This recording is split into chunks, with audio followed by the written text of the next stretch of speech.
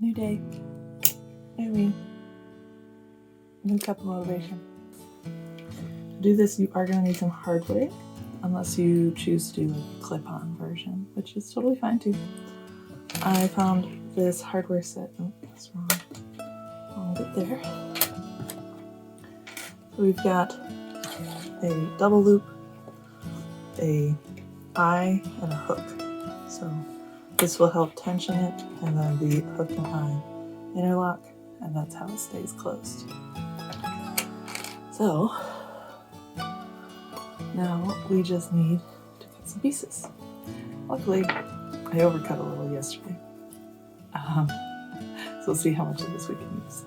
We're going to do the adult size first. That way I can play with it and see how small it really gets, because it seems like the average difference between like a child's neck for a boy and a man's neck, most men I know have around like anywhere between, I don't know, 13 to an 18-inch neck, and most little boys have like a 10-inch neck. So we're going to see if we make the adult size how small that goes to, because if it goes to around 10 inches, then I think that's good enough for the boys and keep it easy. That's the way I like it. Since I know we need to make 2 adult men's, I'm thinking we'll do them both at the same time, just like we did the hair bands. This will give us enough to make two of them, I believe.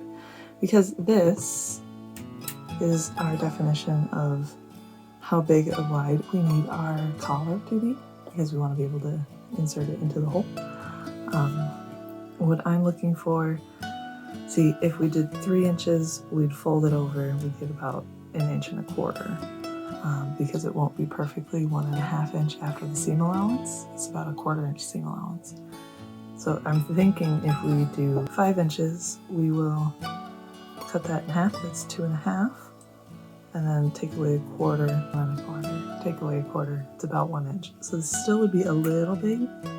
So I'm going to do a slightly bigger seam allowance than a 1/4 inch, and we'll see if that's good enough to get away with it. Again, this is a big enough square to make 2 neck bands. Now we have a 22-inch by 5-inch square here. I'm going to cut this in half, line it up as best you can. My cuts weren't perfect, but that's okay. We're just estimating. My sewing is a lot more straight than my cuts. So, 2.5. Right. So now my one collar is a 2.5-inch square by 22-inch. 2.5-inch by 22-inch rectangle, not a square. It's still a little early for me. Okay, we're gonna head over to the iron, flatten these out, and then we're gonna put some creases in before we sew. Be back. Hello. Alright, first thing we're gonna do is flatten them out nice and beautifully, so that they don't have any of these ugly creases. Alright. Again, I'm just applying some pressure, so I'm pressing it and heating it. Not a lot of pressure, but enough to flatten it out.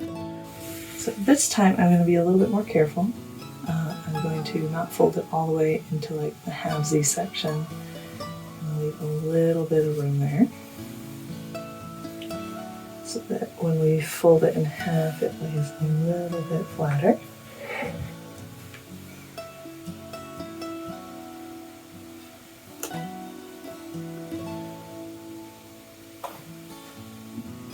Okay. Now we fold this end up.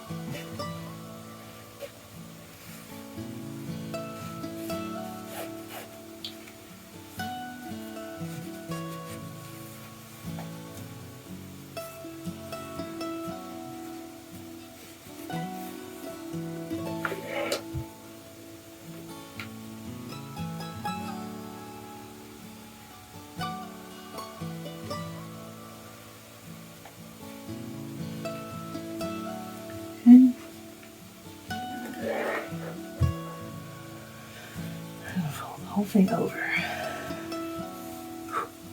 It's hot. Be very careful. Give it a second to cool down if it is too hot for you to handle.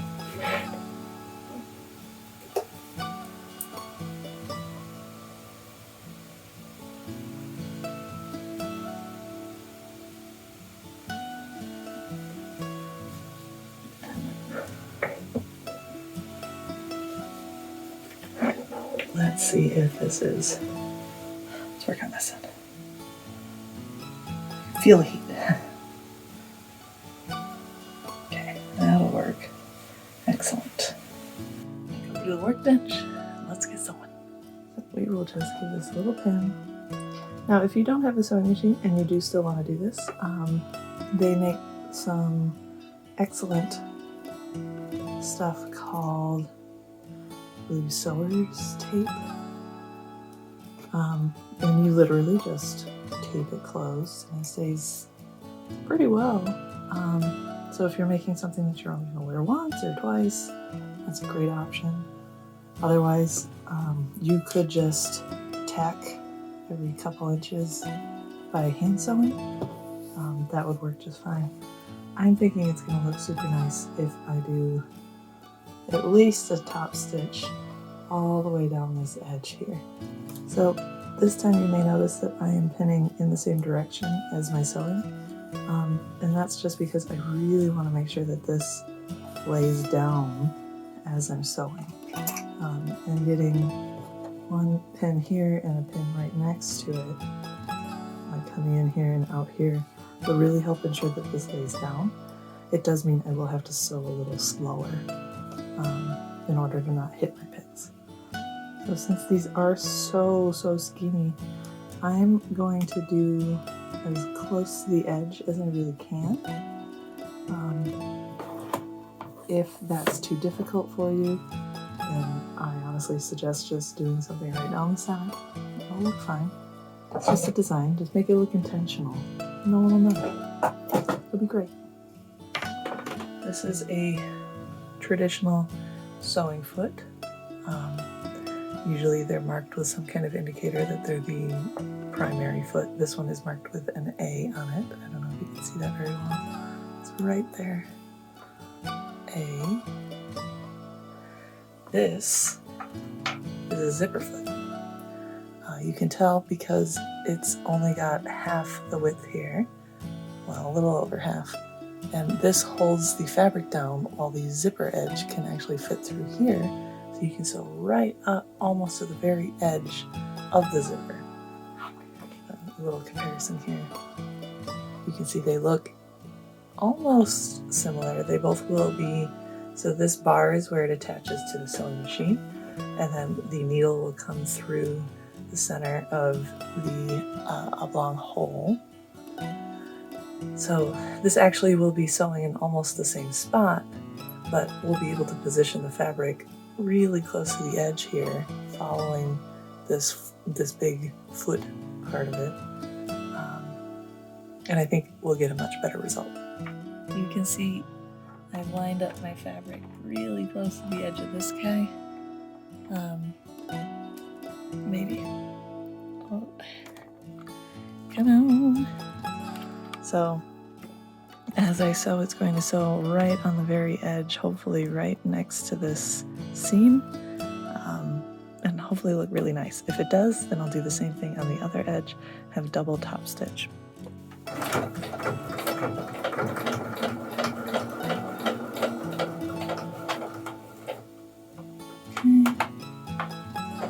I'm just making sure that this is folded over really nicely. There's no need to rush this. Keep your stitching as straight as possible and it's going to look the nicest. So don't feel the need to go super fast.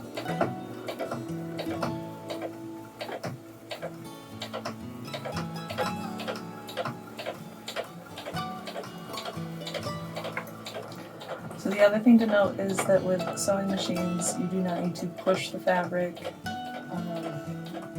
I keep just a little bit of tension just to make sure that my fabric is laying flat as I'm sewing, but I'm not fighting the machine, I'm not forcing the machine, I'm letting the machine pull at the speed it wants to. And that allows all my stitches to look the same length. If you're busy pulling, like if you grab on this end and you pull on it, some of your stitches are going to look long, some of your stitches are going to look short. It's going to look really inconsistent.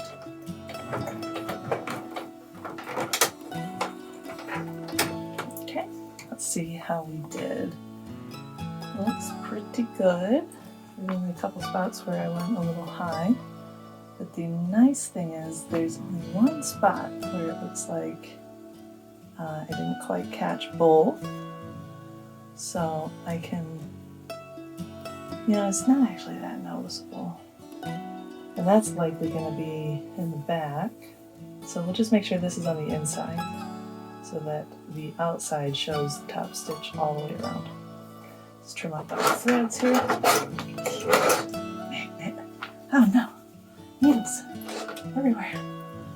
Okay, so trim up our threads here. Our thread pile. I actually don't think that this needs another top stitch. I think it looks pretty nice without it. Let's see if it'll fit through this the whole way. Okay, that's pretty nice. All right, I think this one's ready. So we'll do the next one the same way.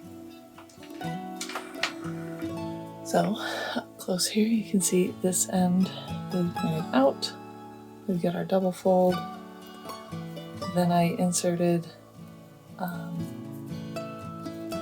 the adjustable hook piece just on this back with one piece on top of it. So if you were to hold it straight up and down, it would be the bottom hole is where we would put that.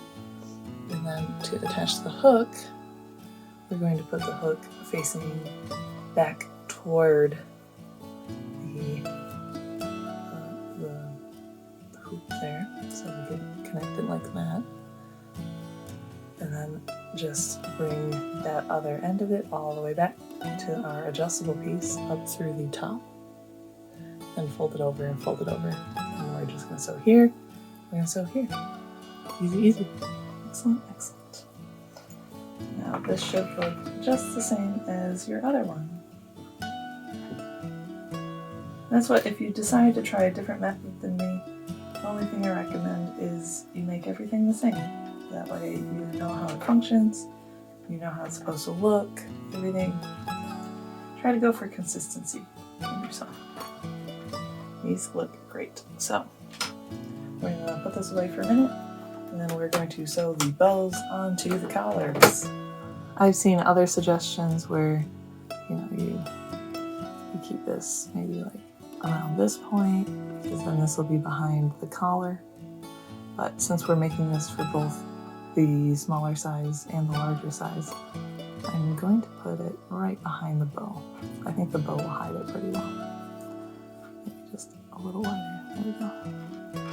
The reason, so we want this to be hidden, so we want it maybe not to go here, where you might see it over the center of the bow. Instead, we're going to do just maybe line up this seam here with the edge of your center of the bow. That way, if this wiggles around, the bow itself will hide this black piece. So, with that, I'm going to pin this in place here, just to keep it where I want it. Oh, come on, baby, don't stab me. There we go. Now I'm just going to essentially tack it, or rather sew it, just like we've been sewing some of the other attachments. So we'll just go in the same spot a couple times just to lock it in there. Make sure you don't catch your needles or anything.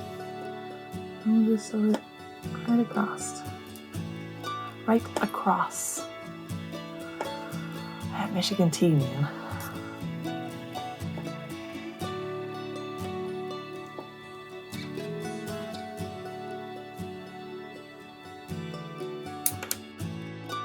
And we have a bow tie.